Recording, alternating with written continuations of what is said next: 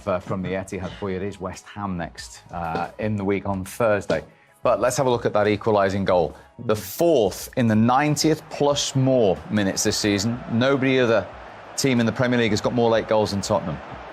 Well, it's a lovely little build-up, as Owen was saying. Little triangles they perform in that midfield. Shifted the ball, Johnson, and Kulusevski comes and arrives on the back post. I don't think Ake actually has a look. If you look at it from the wide angle, look how wide he is.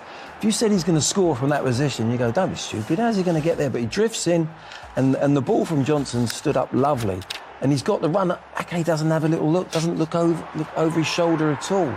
And in the end, he arrives in there in the perfect moment. A little bit off his shoulder there, Michael. It goes off his shoulder. It was off his shoulder. Yeah. But I loved his bravery. I mean, he wanted that, didn't he? Yeah. He really wanted it. It has just flicked off his shoulder, but I'm not going to bemoan that. I was going to few off my shoulder before, even though you mean to head it. I just wonder whether Ake's body position, he was very much facing the ball. Obviously, the textbook could say just open up a little bit, so he knew he was coming, because I think he caught him by surprise, didn't he? Probably saw him so far away and thought, right, I'm on my own here. I can plant my legs and head it away, but all of a sudden he's on his shoulder before he can blink. When he glanced, there was a distance between the pair of them, and then by the time the ball's been delivered in the air, Kulusevski's made that ground up, and I think that's a lesson for defenders. You've got to constantly be opening the shoulder. The thing, obviously, I mean, the Johnson ball and the Kulusevski header are brilliant. But I think if we can go back to the top of the clip in midfield when they first keep it, Skip could easily lose the ball in that position, because the way he receives that ball, actually, 9 times out of 10, you'd lose that. You know, you turn it over. But this is their football. Look, little triangles out, whoop, and out. You know, that's exactly what Ange wants. You know, late in the game, normally that's a turnover and that's a counter. But they play, they get to the lines, they get it out wide, and then they attack the box. That's his football, right there in a nutshell. And that's why you have to say, hats off. Not many teams go to the Etihad and do that late in the game when they're losing, because that could have ended up 4-2. But they play their football, they get out and they get it to the players that win you games. And that's why he's successful as a manager. He gives his players confidence, even players like Skip, who's a defensive midfield player, get it in play and trust yourself. Also, it's the first time we saw anyone go on the outside of Walker and get any change out of him. First half, he had Hill tied down virtually. Yeah. And then Johnson, obviously, to make the substitution, he comes from the right side on that side. Late in the game, goes outside of Walker and gets across him. And that was probably the first time they did that against Walker. So, there's a lot of advantages of maybe Johnson playing on the right, and he can play on the left. And that's the flexibility that lad gives you.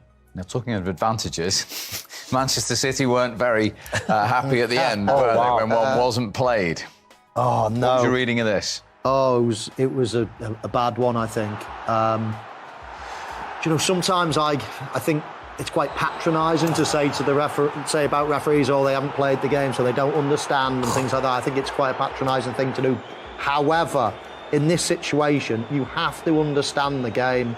You have to understand that, look, he said he's playing, and then he brings it back late. He almost does the hard bit to start with, Steve, and doesn't blow straight away. And then all of a sudden he blows a second or so later. That's a lack of feel for the game, lack of feel for what's about to happen. And I can understand why Pep Guardiola and all the Manchester City team are raging about that one, because it was a one-on-one. What is bemusing us all is, as we've just shown, Simon Hooper signals for the advantage. Sometimes we see these instances where we go, the referee just put the whistle to his lips and he... The whistle was nowhere near him. He signals the advantage, play on. Look, they're just going to have to hold their hands up and say, got it wrong. You know, he does the right thing. He plays the advantage. He says, look, plays the advantage, and then he sees he's in, he goes, oh, no, he blows it back. You can't do that. So Jack's fuming, Diaz fuming, Haaland's fuming, everybody's fuming, and rightly so, because he just got it wrong. Look, refs make mistakes. That's a human error. That's fine. But the point is, once he gives the advantage, you can't really blow it back. 1v1. He does the hard bit, doesn't he? Wow. It's like, you've done it so well. You're doing it so well. Yeah. And then why? We all want to watch as pros. We all want advantage, don't we? Yeah. We want refs to keep the game flowing. And that one, you can understand why City are up in arms about it, because his arms go. You've got to give Haaland a lot of praise there as well. He's got fouled, and a lot of people would have been rolling around, and then you can actually understand the referee makes that decision, because the player, he's up on his feet and plays the ball in. Great point. It's magnificent play, really.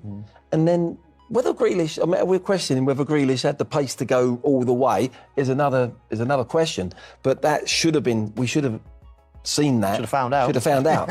Exactly. So I can understand why Pep and everyone was up in arms at the end there, because we thought he'd done the right decision, and then he for some reason, I'd like to ask him why he changed his mind in that split second. Why would you blow the whistle? Because everyone will forgive you, won't they? If it runs out, the goalkeeper gets it, linesman sticks his flat. So whatever happens in the next phase, a second or two later, it's fine just to blow your whistle and say, no, I was trying to play the advantage. Foul. Everybody gets that. Puts the arm up as well. As to say, go on, we're playing on, and then changes his mind. I'd love to know why. Love to know why. Just to clear it up, very last seconds of the game, Akanji goes down in the penalty area. Anything in this? Well, it was definitely worth a shout.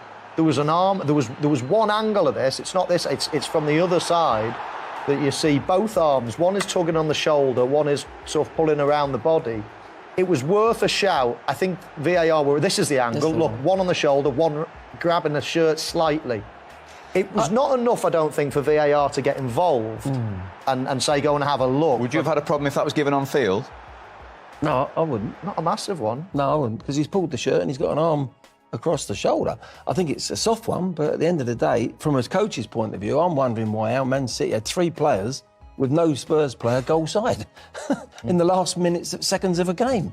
It's crazy, really, but that's another aspect to it. But if that was given, I'd be like that as a putters man. But you could say, well, he's held the shirt and he's held his shoulder. Whether it's strong hold, we don't know, but it's enough to go, a referee, if I see that, if he was sent over to the screen, I think he'd give it. Yeah. And it's one of those as well, Steve, that if he gives it on field, I don't think VAR are going to say, go on. No. Yeah, they'll just stick with it. So whatever the decision was on field, that was always going to stay. Yeah, I think the ball's a fraction overhit maybe as well. And maybe that played a slight part in it. But I do think it would have been slightly softer. Once you put your arms on somebody like that, you don't want to give the referees the opportunity to make a decision late in the game. OK, more of your opinion shortly, gentlemen, after we've got those of the Manchester City boss, Pep Guardiola. An emotional end to that game. You looked really rather frustrated that the referee decided to blow his whistle and stop Jack Grealish in his tracks. Next question. I will not do a Mikel Arteta comment, so it's an action, so... Yeah, but apparently, it's difficult when you review the image, so the referee wanna whistle, after say, okay, play on, and after the pass, whistle. So this is what I don't understand, the action. But anyway, so it was a good game, the most important thing.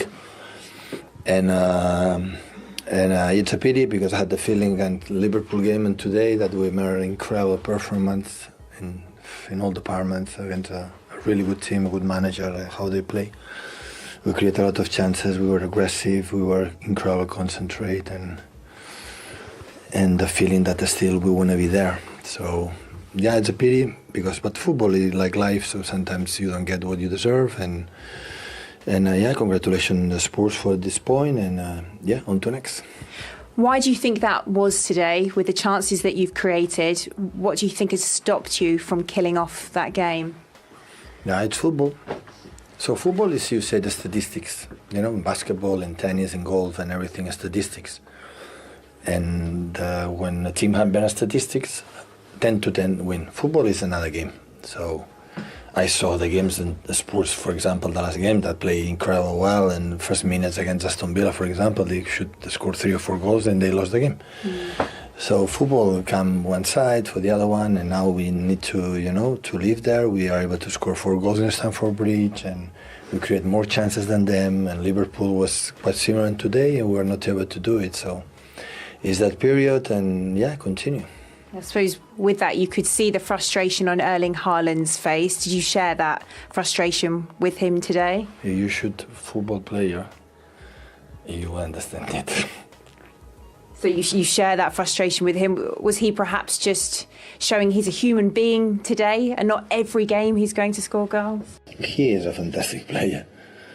So his frustration is for the last action, not for the game. The game had the chances, and sometimes it doesn't matter. So it's football. But we are there, still won what we won, still, What can I say as a manager to these players? For our fans that support us incredible today, and again it's full of stadium, and But what I say, so yeah, this okay. Maybe next time will be better and improve for some departments, because the game against Liverpool, the game against today. So how many chances they create?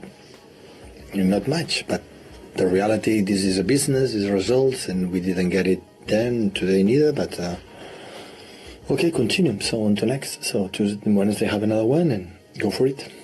After saying he wouldn't do a Mikel Arteta comment right at the start, he did say they didn't get what they deserved. I mean, overall, would you agree with that, or was that just first half? Well, I thought they were significantly better first half and probably should have been, 3 or 4 up. Second half, I thought Tottenham were really good.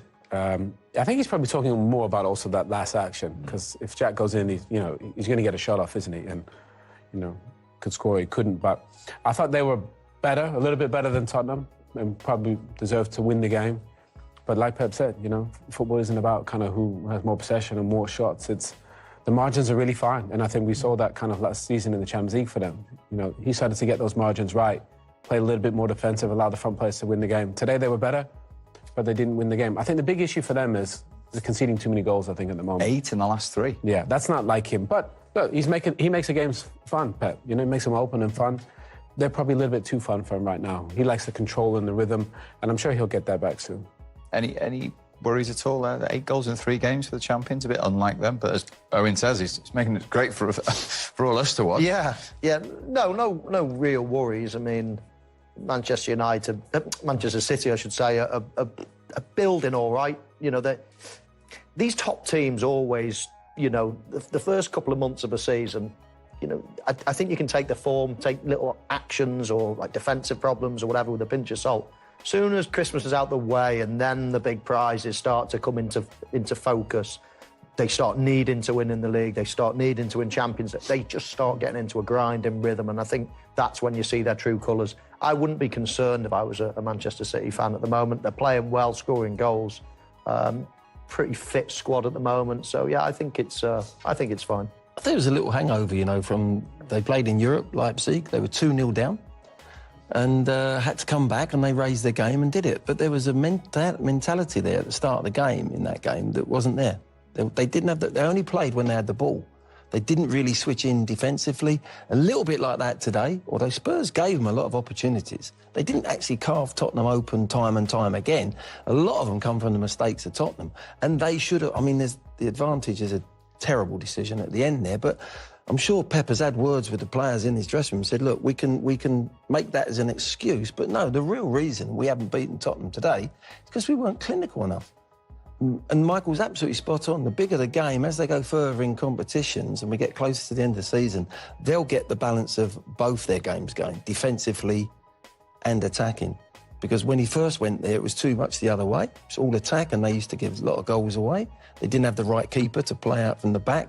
He's put that right, and when they're at their very best, they won the treble last year. They were consistent with playing defensively and recognising they have to defend properly, and then going forward, they're the best in the world.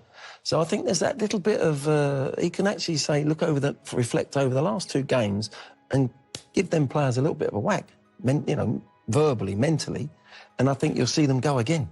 Mm. I think they were prepared to trade a little bit, though, today as well, weren't they? I mean, against Liverpool, I think they had a lot of respect for Liverpool, and it was a very, intense, close game.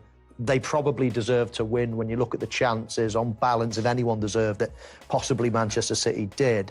I think going into this game today, they were probably thinking, you want to take us on at our own game?